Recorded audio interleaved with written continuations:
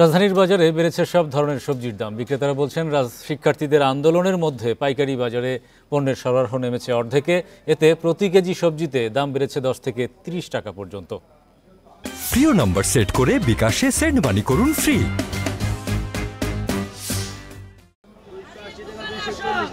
শিক্ষার্থীদের আন্দোলনের কারণে বাধাগ্রস্ত হচ্ছে পণ্য পরিবহন। এর প্রভাব পড়েছে রাজধানীর কাঁচা বাজারে। পাইকারি বিক্রেতারা বলছেন, সহিংসতার আশঙ্কায় বেড়েছে ট্রাক ভাড়া, আর চাহিদার তুলনায় সবজি এসেছে অর্ধেক।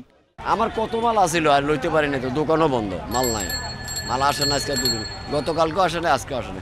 এখন কার্পুর কারণে মালের দাম একটু বাজারেরটা একটু বাড়তি আছে আর কি, হালকা বাড়তি। কাউরান বাজার, হাতিরপুল বাজার ঘুরে দেখা গেছে বাজারে ক্রেতা কম।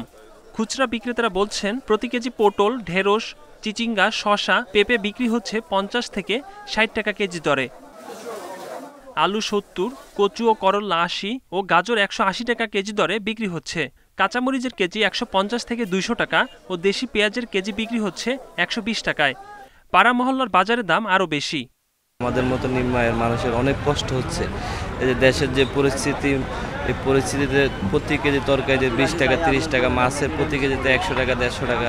যাদের টাকা আছে তাদের সমস্যা নাই, কিন্তু আমাদের মতন গরিবের তো খুবই কষ্টকর অবস্থা। এছাড়া ডিমের ডজন 150 টাকা ও ব্রয়লার মুরগি 170 টাকা কেজিতে বিক্রি হচ্ছে। মাছের দামও কেজিতে বেড়েছে 30 থেকে 150 টাকা পর্যন্ত। ইকরামুল ইসলাম, ইন্ডিপেন্ডেন্ট নিউজ, ঢাকা।